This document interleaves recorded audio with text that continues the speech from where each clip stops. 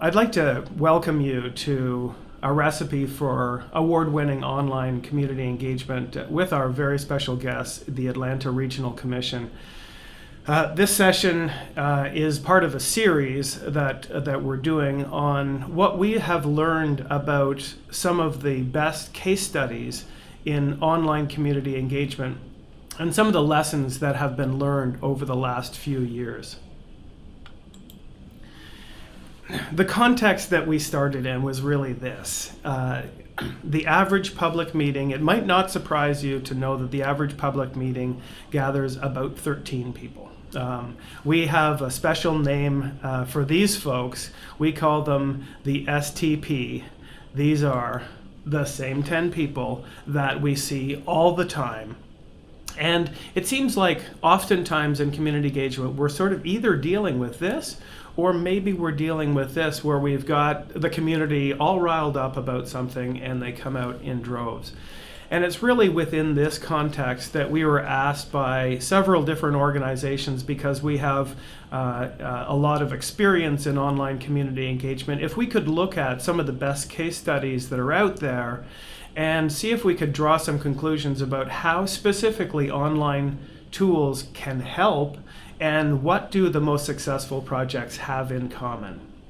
So I'm going to start out and I'm going to give you a brief summary of some of our lessons learned after we looked at about 225 different case studies, and then I'm going to turn it over to the Atlanta Regional Commission, and they're going to get in depth in terms of what they did online and how they achieved success that they did.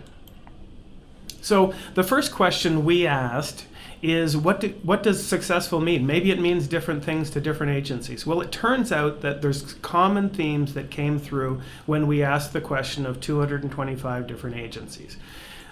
First, they talked about the quantity of engagement. They wanted to engage more people, but not just more people for the sake of it, but a broader representation of the demographic. There was a concern out there that they were hearing from very limited sections of the community. There's also information about quality. People are concerned, agencies are concerned about collecting informed input and input that's actionable, something that could actually be used in a planning document or to drive decisions going forward. So something that's quantifiable and you can make confident conclusions about how the community feels about priorities and directions. Out of this research, 7 key lessons emerged, and I'm going to touch on each one of them quickly. Don't feel the need that you have to take copious notes during this webinar. The webinar will be recorded, is being recorded, and I will also provide a guidebook in the follow-up material that has a lot of the information that I'm going to cover here and even more tips and tricks for you in terms of online community engagement.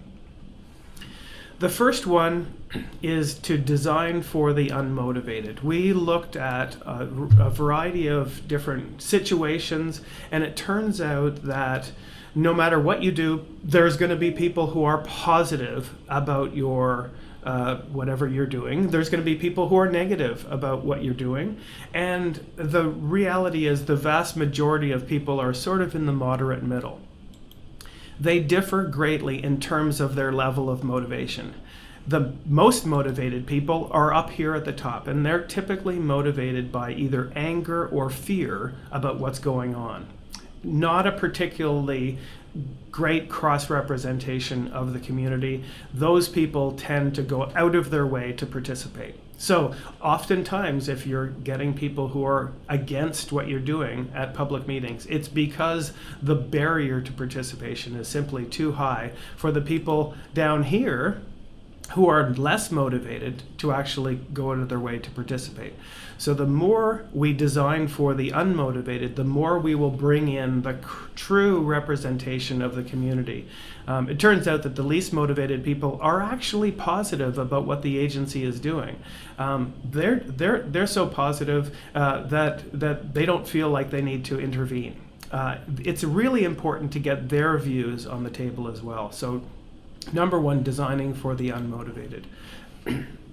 The way I kind of describe it, it's sort of like coaxing a squirrel into your hand. Anything that you do, like waving your arms, is going to scare them away. And so it's really important to treat people carefully, because the people that you really want to encourage to engage are less motivated.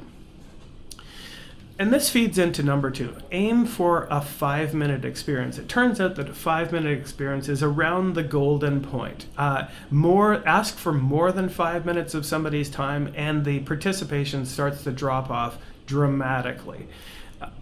It turns out that if you ask for less than 5 minutes, you don't actually get a huge bump in participation. So about 5 minutes gives you your optimum amount of engagement for the most people possible.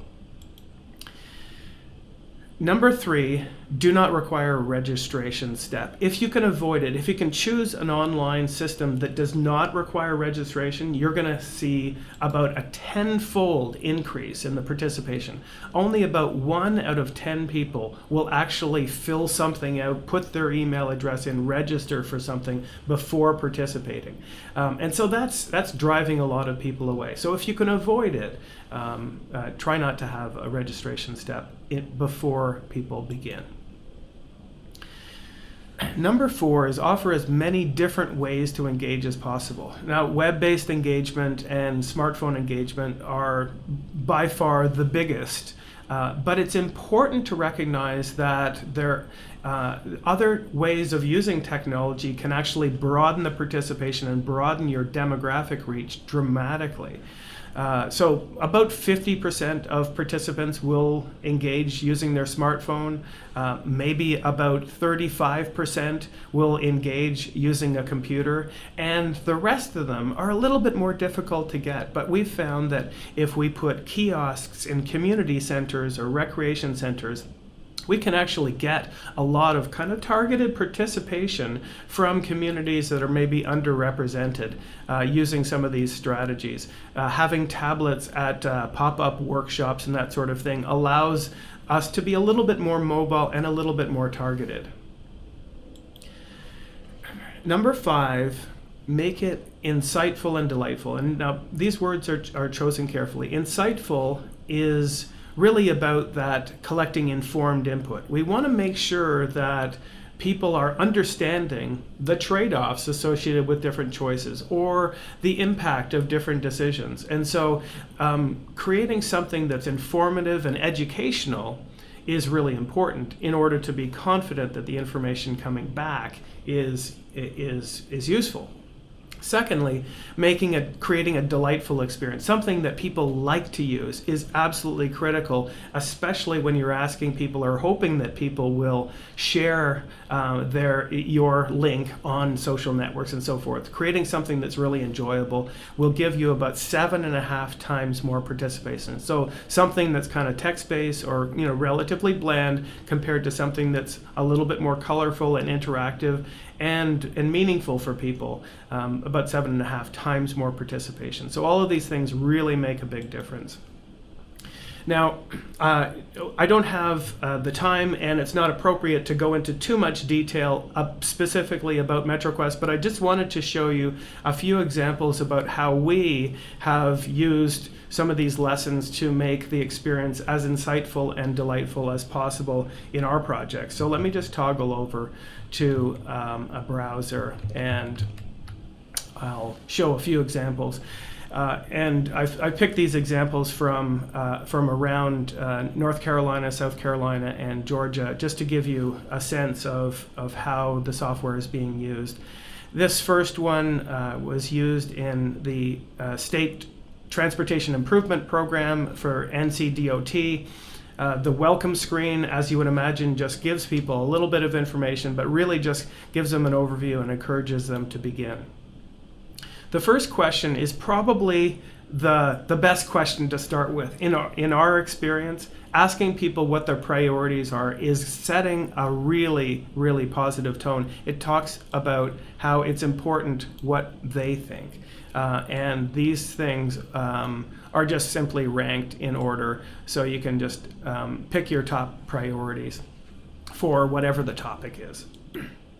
The next step here is a step where, in this case, they're giving people a range of different transportation improvements and allowing people to click on them, learn a little bit about them, and identify whether or not that particular project is a priority. As they do this, you'll see that we're adding up the total budget of expenditures that they've made, and you see we're trying to keep them within a budget. And then the last step is asking people for their information, their demographic information. It's interesting to note that people will give you their information at the end of a process like this because they're involved. They're keen. They want to receive the results when they come out. So asking for their information at the beginning drives a lot of people away. Asking for their information in the end, it actually, there's a role for it. They understand the context and they understand why you would want this information. So it's important to keep those things in mind when you're designing your system. This process in Greenville, South Carolina, was for a long-range transportation plan. I like this one because it gave people this map that allowed them to identify with any sort of comments that they want, specifically on the map. You can zoom in here and say, you know what, we've got a real pedestrian or a real cycling problem right here. You go in there, you identify what kind of cycling issue it is, you can type a note and submit it. It's very common for us to gather 20 or 30,000 comments on a map over a course of an engagement period with a tool like this. So as you can imagine, the comments start to cluster in different areas, and it's very easy to see, where some of the problem spots are.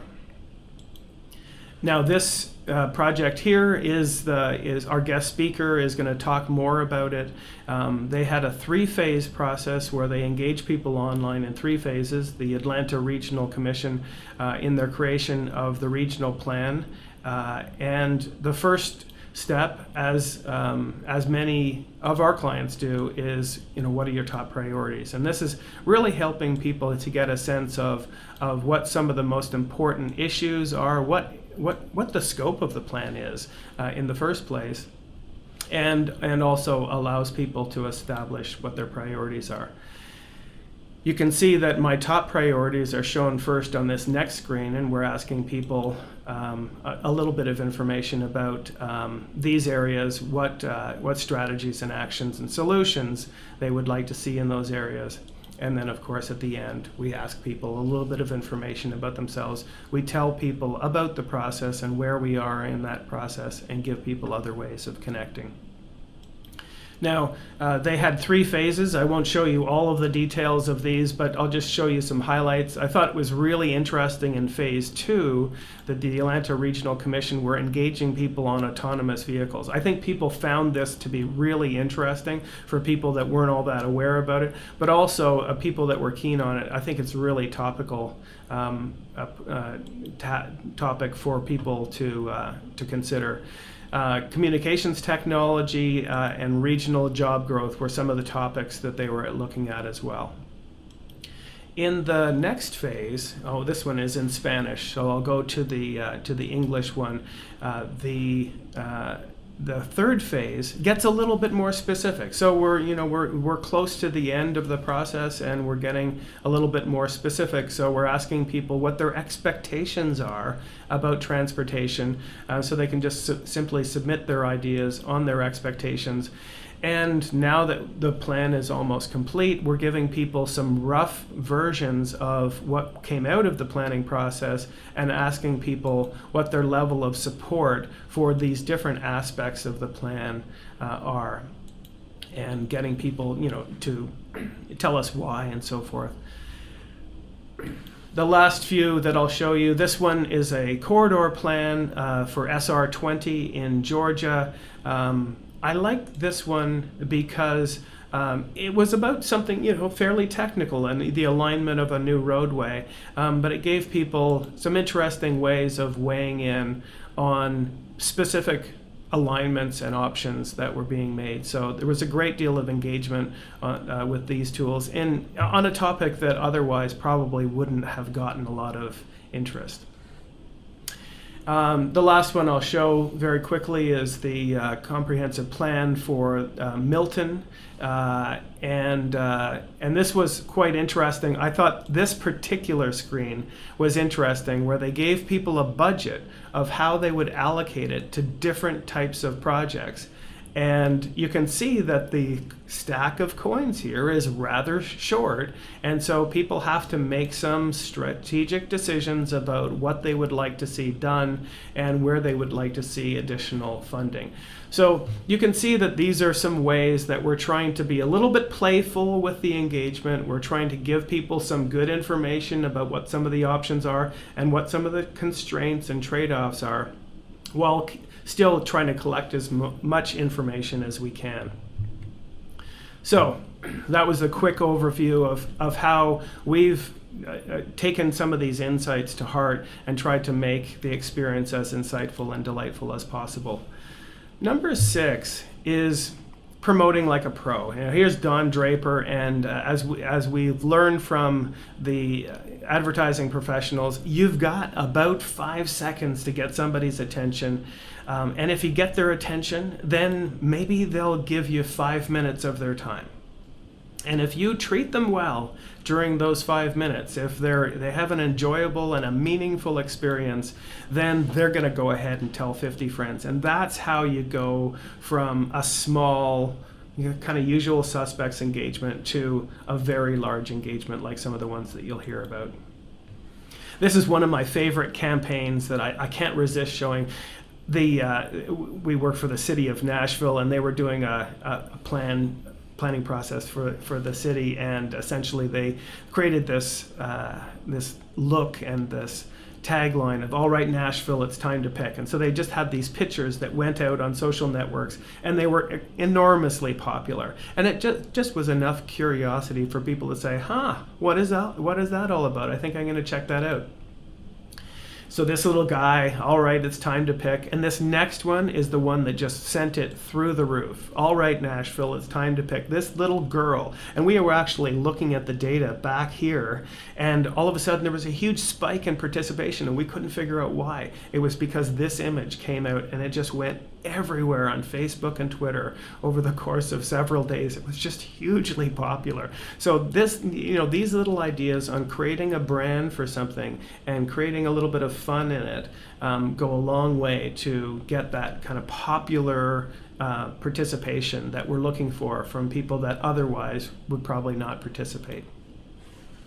The last one is the importance of monitoring and adjusting as needed. So often we've seen projects that have kind of designed their entire engagement process before they begin, only to discover halfway through that there's some missing communities, there's some demographics that just aren't participating. It's really important to leave some flexibility so you can spend some of your kind of boots on the ground effort to go out to target particular populations that are maybe underrepresented with the online engagement. So save a little bit of creativity for halfway through your engagement period when you look at the demographics of who you're hearing from, and particularly who you're not hearing from.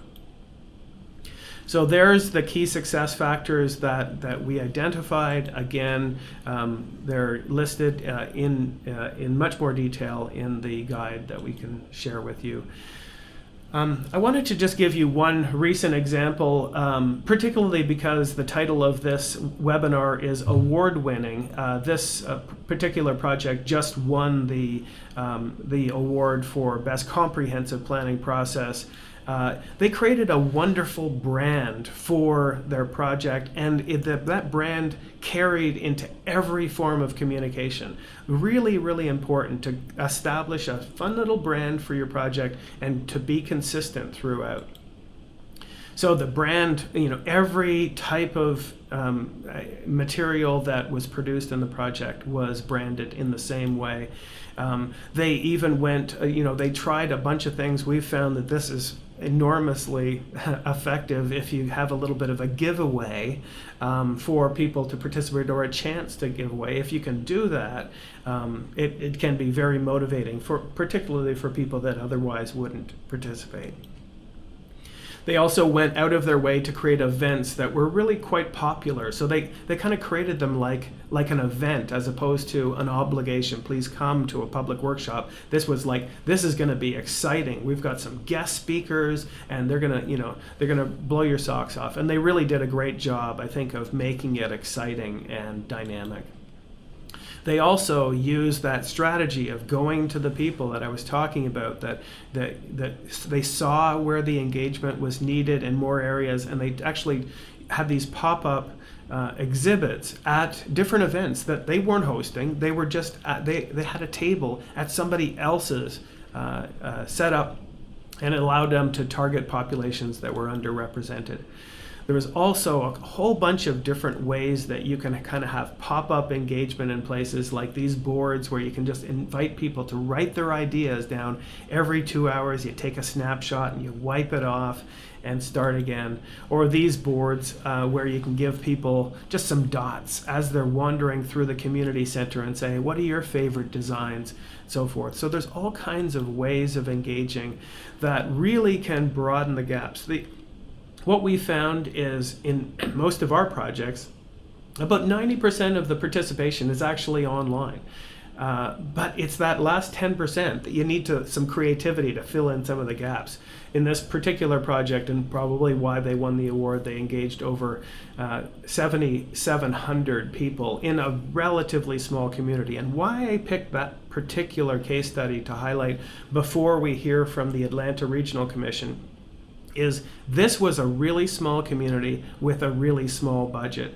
And so I think it's important to understand that it doesn't have to be very expensive, but using some of these techniques to engage people online cost effectively, and then using some of the effort, the manpower effort that you would use on engagement strategically to fill in some of those gaps. So now it's my great pleasure to turn it over to Melissa Roberts, who is the Community Engagement Coordinator from the Atlanta Regional Commission. She has just done a wonderful job with community engagement on some of her projects, and she's going to talk to you about that process in a little bit more detail. So let me hand it over to you, Melissa. Melissa, are you there? Yes, great, thank you. All right, thank you so much for the opportunity to share about our community engagement work here at the Atlanta Regional Commission. I'm actually really excited to be able to put this together in this way to give you all some examples of things that we've done that we feel like have been really successful at getting people out to participate and be involved, and also really fun for us to do as well. So I'm going to share quite a bit with you. I'm thinking of it almost as like a menu of things that you might try. The tricks are really the activities that we've done over I would say the past 2.5 years, and the tips are ways that you can apply different techniques to any kind of activity. So I'll explain those as we go through it. One of the things that you'll notice, I hope, is that a lot of the work that we've done, we've learned tips that we've been able to recycle and use in other opportunities. A lot of the things I'm talking about will be both how we did online engagement, but also how we did in-person engagement and promotion in tandem. So I feel like it all really works well together. One of the things that I feel pretty lucky about regarding our outreach is that the Atlanta Regions Plan, which we've previously called Plan 2040, so you may have heard of that as well, is our long-range comprehensive plan. And here at ARC, it's actually really pretty robust in terms of the type of the type of content that it covers. So it's world-class infrastructure, competitive economy, healthy, livable communities. And because of that, I feel like I'm able to find a lot of intersections for people where they feel like some aspect of this is directly relevant to what they think about. And that was really something that I played on a lot for engagement and promoting the opportunity to get involved in the Regions Plan. This is a screenshot of a board that we used at an event towards the end of our plan development process to share back with people exactly how many people have been involved and in what ways. So during the development of the Regions Plan, we had 25,000 interactions with people, a little more than that actually, through a variety of techniques. We did the online surveys using the MetroQuest tool, which we had about 16,500 survey responses during the series of 3. We also did a series of in-person discussion groups and forums. One series around building opportunities related to equity and regional planning had about 450 people participate. We did community booths throughout different festivals, which I'll show you some of that. And we also did small group discussions. We also did a telephone poll. So we tried lots and lots of things.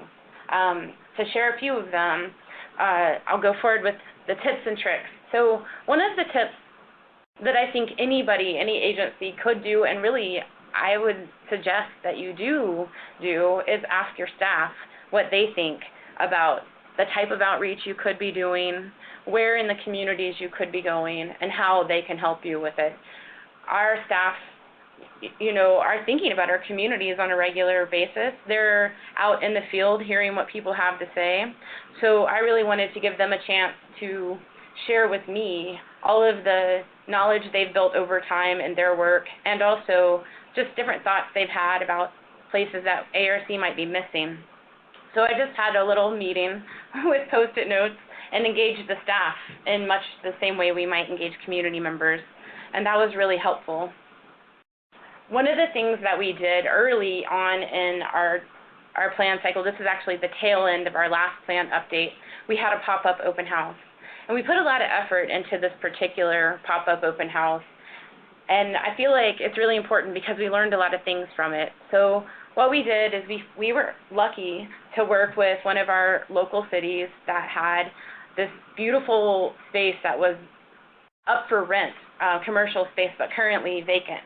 And they allowed us to show up during the weekend and have a pop-up open house about our regional long-range plan. And so we decided to try to think of it kind of like an art gallery exhibit opening. And you can see we had a lot of people show up. It was really fun. We had about 150 people come. And the way we did that is we did really localized marketing. So we learned about local blogs and Facebook pages and all these things that really helped us share information with people that were living near. This was in the city of Decatur, so they were living near Decatur, and a lot of local people came out. But we also got a lot of people that would usually come to our meetings. So it was really interesting for me, and I'll share more about that as I go forward, some of the things that kind of come back up when I was promoting our survey. So with this open house, this was one of the first times we tried this kind of mysterious, interesting advertising. So if you see the green poster on the left, that was almost, you can think of it like a save the date, where we didn't put out too much information about what we were talking about. It just says pop-up open house downtown Decatur and the date. And we were really just trying to get people's attention. And then we followed back up with a color change so they would know it was a new ad, and it said find your way here. And we added that this is about the region's transportation plans, and we let people know it was going to be fun because we said prizes and engage. And then when people were there, we had lawn signs that we put around the neighborhood that drew people in that said you were here. And I think we actually caught some people from the street that way who were just passing by. And once they got inside, we had our staff there that were, I think our ARC staff is super friendly and really knowledgeable, but we made sure our staff, though they dressed professionally, we told them no ties. It was a Saturday afternoon, so they were a lot more relaxed. They hadn't been at work that morning. I think they were excited to be in a new space. The point here is that doing it on a Saturday was really great because people had not just gone to work all day, driven through evening traffic, and then come to a meeting to talk about transportation. So they were in a different mindset, and our staff told me how much better that felt for them, actually. We also really tried in this particular event to make our displays very attractive and engaging. For this event, really the only thing we spent much money on was the display. So you can see these are pretty big boards we used, but we reused them quite a bit as well. And that was just really fun to work on making something a little bit different than the norm. So we didn't have we dressed up our maps a little instead of just having them printed out. And then we also tried some different tactics at that open house where we were really trying to be super interactive. And we just still kind of sprinkled these around the tried and true things like sharing maps and talking about the details in our plan and asking people questions related to our plan. We just wanted to have some fun things for them as well. So this is chalkboard contact paper that I got off Amazon or something, and put it over a film core sign that we already had, and created a little chalkboard. We printed out this little tag, Things I Love About the Atlanta Region, and we seeded it with a few little starter suggestions, and people had a lot of fun filling it out. So that was really low cost. It added this beautiful imagery, and it just got people a chance to kind of take a break from the maps and do something that they felt they could add in as well. So moving into our online surveys, like Dave mentioned, we did 3 surveys over the course of the past year and a half. I think it was a year and a half that we did it. Each survey was pretty much up for 3 months. You can see that we did ask really interesting content about the future of technological change, and that was really fun for us. One thing I really want to point out before I talk about how we promoted the survey and how we used it is that this tool really forced us to be very simple and succinct in what we were asking. We had the challenge of taking complicated information, figuring out exactly what we wanted to ask people, and also drilling it down into something that is that 5-minute experience, is something that could be done on a mobile smartphone. I think it's a really good challenge to put before any planners because it's hard, but it sharpens our work a lot. Now I'm going to talk to you about some of the ways that we promoted this survey and how we got such a great response. If you'll remember when I talked about the open house in Decatur the year before, I had learned a lot about the importance of reaching out through not just big media, but all the local neighborhood blogs. So we employed that again for this. The first thing we started off with is we developed this little orange square icon that says, "What do you think?" And we learned that from the pop-up open house when we had the fun Find Your Way Here message. So for this, what do you think? That's all it says. What do you think? And at the bottom it says the web address, atlantaregion.com/the-regions-plan, to go find the survey. You'll see little business cards in the corner that we had, and our staff took them with them everywhere they went for presentations and meetings for quite some time. And on the back it just says, "Please take our survey." This orange square was something that, I printed out this film core sign, pretty lightweight, and I could carry it around with me to different events on a spider-leg easel, which I'll show you a little more in a second.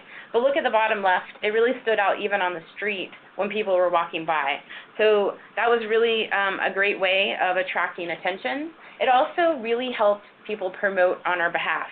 So it developed this, I called it a partner kit or a sharing kit, and it was just a Word document and a PDF that I could share with different organizations that I was asking to help us promote. So I had sample newsletter blurbs, 300 word count, 150, 70 word count, whatever they needed already in here. I had sample Facebook posts and Twitter posts and the images that they needed to share. And so I would send this email and say, "Hey, can you help me? Can you forward this to your communications staff?" And made it super easy for them. And you can see these are just some screenshots of times that people put it out there for us. And by the way, once we did, "What do you think?" our follow-up surveys, we said, "Tell us more, y'all." So people just kept promoting it and promoting it for us. And some of these are county and city websites. Some of them are community organizations. Some are on social media. I want to point out, if you look at the graph in the top right corner of the screen, that this shows you trends of people visiting and then taking the survey. This is from the back end of the MetroQuest tool. And you can see we kind of had constant activity, and then a couple big spikes. Well, the constant activity was all of our partners continuing to send the message out. And honestly, I kind of staggered the reach to them, the ask to them to promote it so that there would be an ongoing buzz. And eventually, we caught the attention of Curbed planning blog, and they picked it up and they wrote, kind of a quirky little article about our survey, and that was exciting and caught a lot of people's attention. That was the first large spike that circled. And then right after that, 11 Alive, our local news station, saw it because they picked it up from Curbed. So they came out and interviewed us and took the survey on, the news reporter took the survey on television, and that gave us a huge spike. And so my point here is that we tracked over time whether or not we were getting results, and we also just, I would say looking back, kind of trusted that the continuous buzz was going to get us to our goal. We also did a lot of, like I mentioned, we just went out in the community. So this is pictures that I took when I would just load up a backpack with a couple tablets and laptops and some business cards with the survey address, that little phone sign and an easel, and I showed up where people were. So this is a community planning comprehensive plan meeting. This is a panel discussion about the importance of the hip-hop community in Atlanta. It is also an opening of a new civic site. So it just kind of went where I thought people would be. That not only got us targeted participation, but it gave me a lot of new relationships to develop in our future efforts. Another point about tracking your trends and adjusting your strategy based on what you see is that this is a map of our survey results from our first survey. And what we did, since we asked people to give us their zip code, we tracked it on a map to see, does this distribution of responses really match where people in our counties, in our region live? And that told us two things. One, it showed me who is naturally engaged currently with ARC's mailing list, our email list. And it helped me see that, as I tracked it over time, it helped me see the impact of any outreach we did specifically. So Coweta County in the lower left really popped out after I went out there and did a little interview on public access TV. Or Henry County really popped out after we got flyers in their libraries. So it kind of helped me think about localized strategies throughout the region. We also had a lot of fun putting together the results of the survey. This is where we did spend a little bit of money because we had some consultant services that helped us with the design of this. But you can make infographics for free with different sites online as well. So we just turned our survey results into infographics, and that meant that this is a quick summary. You could easily see, what did people say about autonomous vehicles? What do they say about regional job growth and transit expansion? And that made it really fun, and these are beautifully printed out on foam core signs. I still take them to public meetings, so the results stay relevant and get to be reused.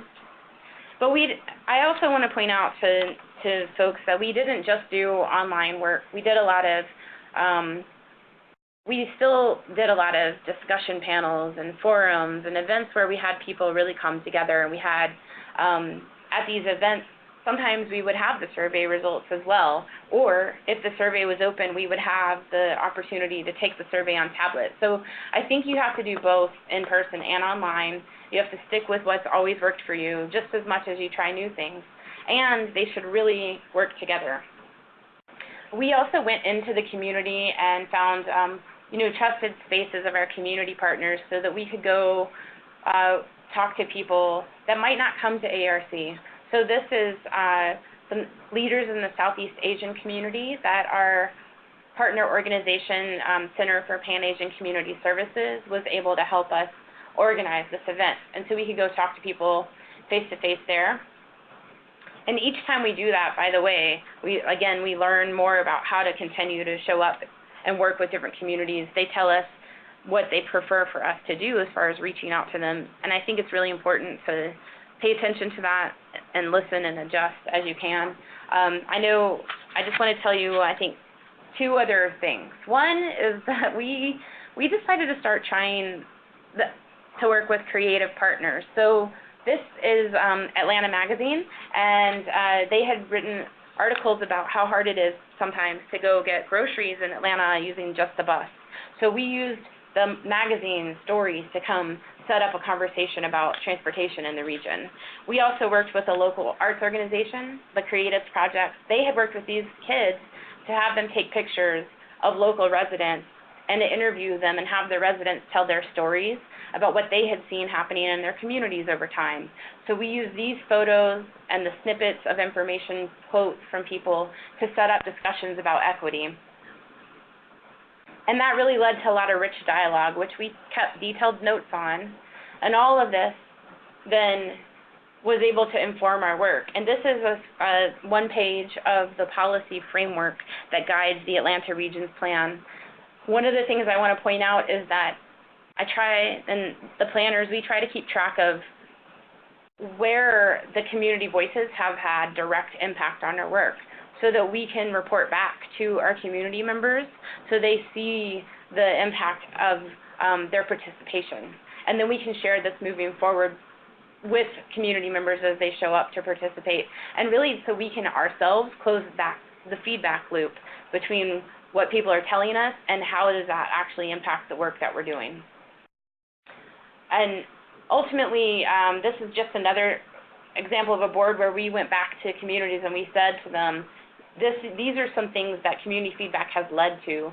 These are some things where we want to continue to grow our work. Here you see we say we want to continue to strengthen our relationships with community organizations. We want to continue to improve our outreach in low-income communities and strengthen our outreach with Hispanic populations. So we're letting people know that we see this as an ongoing effort and that we still need their help, even with developing our community engagement strategies. So that's a lot, I know, but I just really, like I said, I wanted to share a broad menu of things we've tried. I hope that you see some of the recycling, I guess, if you will, of things that have worked, so we're going to try it again. We're always trying to keep it pretty low cost, actually. I think a lot of creativity and clean design goes a long way, and really, it's really just about a lot of staff energy showing up. I think the online surveys were hugely successful in giving us a viral message, really to send out, in addition to getting detailed feedback directly from people who took the surveys. So that, I'm going to turn it back over to you, Dave. I'm definitely open to answer any questions, and my contact information is here, so any of you can feel free to reach out to me anytime, and thank you very much. Well, thank you, Melissa. That was a fantastic overview and lots to think about, and congratulations on your case study. It's just an absolute shining example of, well, you really tried so many things, and many of them worked, and some of them didn't, but the ones that did really worked well. So congratulations. Thank you. On your persistence, I guess. So we have a couple of questions that have come in here, Melissa. So the first question is, are there any outreach methods that you think are on the horizon for community engagement? So I don't know if do you want to address that? I certainly have some ideas as well. Well, yeah, I mean, I would like to hear what you have to say. I feel like for me, I'm just going to keep revisiting what we've done and getting better at it, and like expanding the people that are actively engaged in participating in planning in this region. So, right. You know. Yeah, I agree, and I mean, I think so much is changing in community engagement. I think online engagement is a game changer, but it's not a silver bullet. There are still going to be gaps, no matter what happens online. There's the, many people in the environmental justice community that are not being reached. We certainly have gone a long way in engaging much more broadly in all kinds of demographics that we haven't in the past. But I think that that's changing the way engagement processes need to be developed. I think things like pop-up engagement is the new kid on the block in terms of face-to-face engagement, because it allows really targeted engagement with specific communities that maybe we're not hearing from in other ways. So I think in terms of community engagement, online engagement is certainly here and is showing lots of signs of success. There were some early experiments that have come and gone now. I remember when crowdsourcing applications were everywhere in planning projects, and they seem to be much less used today. Increasingly, we're getting more of the interactive kind of surveys in the online world, but the face-to-face engagement with pop-up engagement really allows us to broaden the demographic dramatically and just kind of going where people are. And you did that in your project, Melissa, really well, is really, not being afraid to jump on the transit and go to a community and show up at a meeting where you'd like more representation. Right. Yeah. Next question is the pricing on a per project basis or quarterly, annually? It's either or for MetroQuest. I assume you're talking about MetroQuest.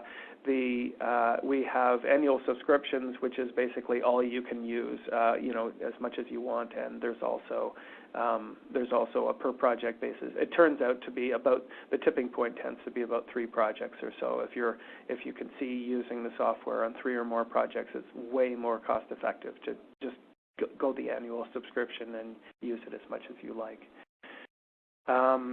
What is the overall budget expectations for these projects that were identified? By overall project, I assume that means the total project, including all of the analytical work and the consulting work and so forth.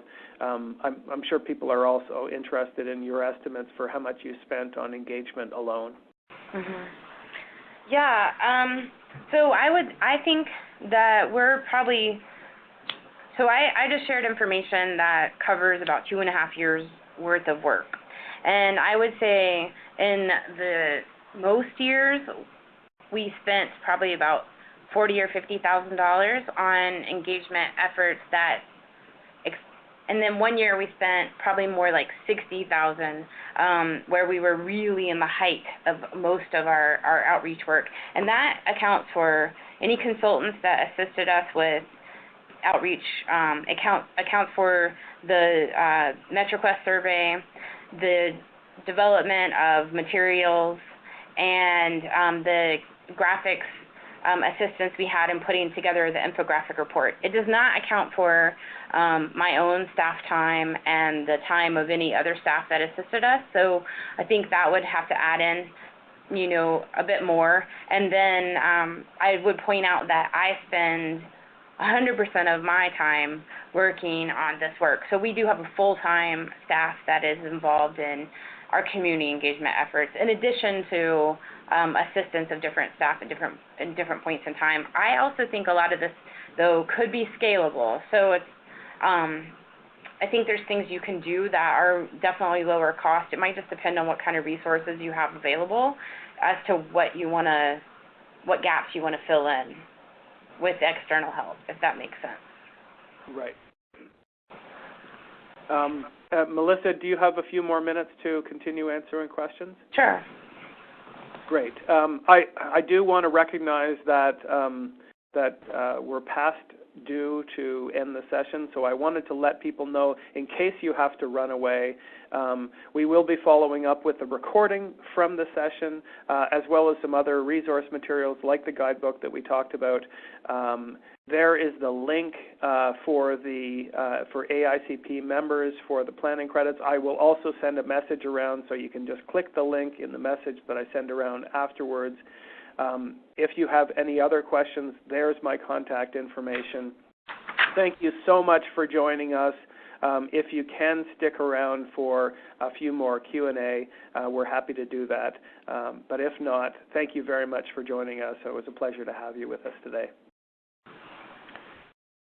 So we've got, now the questions are starting to roll in, Melissa. I don't know if you've got the chat box open, but I don't. They all came in the last few minutes. So can you discuss the ways in which information gleaned online was used to strengthen face-to-face meetings and dialogue? Yes. So I think it's tough work, but what I did is really try to make sure that we did our reports on the information that we got from our surveys pretty quickly after the survey closed. and that, again, that we try to make our reports pretty interesting and accessible. So whenever I would have a meeting, once we had the reports done, I would have the displays around the room with the report on it. And then, depending on the meeting, we would actually discuss some of the survey results at that meeting and in order to tee up a further discussion. Because most of the time, once the survey closed, I was using in-person meetings to have a deeper, more detailed conversation face-to-face with people. And so we always use the survey results as in addition to other things, as a starting point of information. One of our final public meetings during the plan development process most recently was the one where we reported back to people the numbers of people who were engaged in our efforts, the type of outreach we did, and the type of things we heard back from people. And we asked folks around that room to tell us whether they thought we were doing a good job with community engagement and what other types of things they want to see us do. We asked them also about what our region is doing. That's kind of a long-winded answer. Right. No, it's great. Thank you for that. So the next person, I might as well just go through these in order. Sure. For your planning process, what engagement methods didn't work? And the person also added, "Nice work, Melissa." Thank you. So I completely bombed on one thing I tried. I won't spend too long on it, but I tried to do like a street team where I was going to get college kids together who were interested in outreach and engagement to help promote the survey and just like go reach people. But the reason it bombed is that I just didn't have enough support I'm only really one person and a couple of like coworkers when they have time to help me, and an intern, and I just didn't have time to do it. And I had to recognize that we could have good ideas, but we don't always have the actual capacity to do well. So that was a disaster. Of the ones that I shared with you, I really believe that, of course I shared like our success stories, right? So I think everything we did worked pretty well. I would say that particular pop-up open house that we did, at the time, our plan was pretty far along in the development, so I honestly didn't have tons and tons of ways that people could produce much impact at that point. It was just a matter of timing for lots of reasons, and I think that's why we tried really to focus on building relationships and getting more people to the table. So sometimes it's about seeing the silver lining if something's not working. Right. Yeah. Now I know that you had a resource person there for production of materials and the graphics. Somebody's asking here, do you have a planning background or a PR or communications background? And they're also asking, how did you engage with marketing professionals, or did you? Right. Okay. So my degree is in public administration, and so I focus on regional policy. Not exactly the same thing as planning, so it's similar in that I get like the content and the importance of working together, around these issues in regionalism and economic development. But as far as like actual planning, that is not what I studied. I took a GIS class, but there's a real point here that like maps and the details of the prioritization process are only as interesting to me as the results that they produce, which I always say helps me be really good at community engagement, because I'm not that different than the people we're trying to engage, in the sense that I'm like, you guys, we have to make this a little bit more interesting somehow. So that means that I rely heavily on my own interest in communications and kind of arts and things like that. I don't have a communications background, but I have been like learning a lot more and spending a lot more time maybe going to webinars and things about storytelling and about messaging. And as far as interacting with marketing professionals, we do have a graphic designer in-house at ARC, which I know is something that we're really lucky to have. And we did not work with a PR firm for these particular projects. Everything else we did ourselves. It is a constant struggle between how much information to share, how detailed to get, what's going to get people, to the point where they can give qualified input without overwhelming them. And that's just like, there's an art to that. It doesn't always go well. I kind of think that's why it's important to track the results you're getting back from people. Right. That's just a work in Great. progress. Yeah. Well, great job. And however you did it really well. So you must have some innate capabilities or Natural. boundless energy or something. So let's just take two more questions, and any other questions that come in we'll deal with in the follow-up material. So very quickly, Melissa, did you use any, I know that you had the Spanish and English available online. Did you use any tools like Google Translate to assist with the non-English speakers in the face-to-face activities? Yeah. So I would say, no, we did not use Google Translate because I have been told that, I don't speak Spanish, but I have been told that Google Translate is not ideal for doing translations. It might be better than nothing, right? But could create some confusion. So with the online surveys, we did work with a translator to translate the information. And you know what, really, once we take all the words out and put them on one page and he translated it, the translation services cost us about, I think, like $200, maybe $250, so it wasn't very expensive. It's definitely really important work to do. We've found a really great translator that works with us on a regular basis, translating, somewhat technical transportation planning information. So that's good that he kind of already knows our content well and has worked with the type of words that we're using. Right. The other thing, though, I would say that's something that we're not doing great at. Honestly, we don't have a huge response right now for our Spanish-speaking surveys. So that is something that we're trying to really address and figure out how to be better at. But I think we do at least have good relationships with a couple translators. Right. So last one that we'll take online. Melissa, great job. How was the excuse me? How was the will of your leadership to go in this direction, given the new internet marketing techniques? Was there a transition that took place to move in that direction? Right. So our leadership was definitely behind using the online survey. At first, it did take a little bit of sharing information with them about different tools and the success of different tools in order to decide that we were ready to make this commitment and do a sustained effort. And they were so in love with the first survey that they said, you know what, we're doing 3.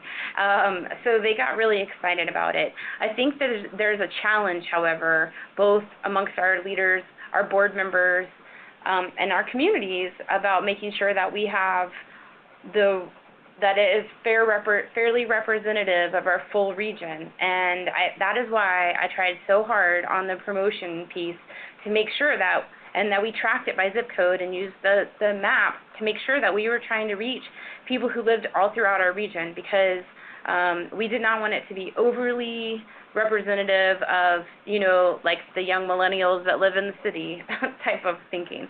So our leadership is excited about online tools, but they're only as excited about them as I can show that they are doing a good job of representing the full range of people that live in our community. So I think what I mean is pretty easy for them to say, oh, well, that's not statistically significant because it's self-select. It's an internet survey. You're only reaching certain people. So I think that it's so important to look at it from both perspectives and make sure that if you're using online tools that you can answer how are you reaching people. And you can also answer how are you reaching people that aren't, spending time on their smartphones taking surveys. I think you have to be able to answer to all the critics about it, and that means you have to do really solid work in order to be able to genuinely answer that you're trying it all, which is why I think it's so important the emphasis I made between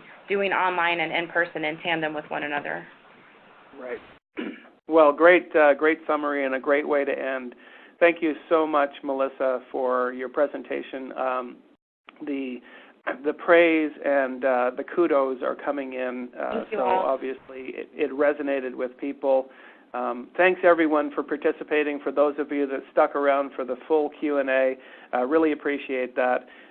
We're going to be leaving the chat box up for another 10 minutes, so if any questions dawn on you in the next 10 minutes, type them into the chat box. We're going to get to them all in the follow-up material. There's my contact information on the screen. If anything occurs to you or if you'd like more information about anything that you've heard here, don't hesitate to reach out to me. I'll do my best to get you that information. Thank you very much for joining us. Take care, everyone. Thank you.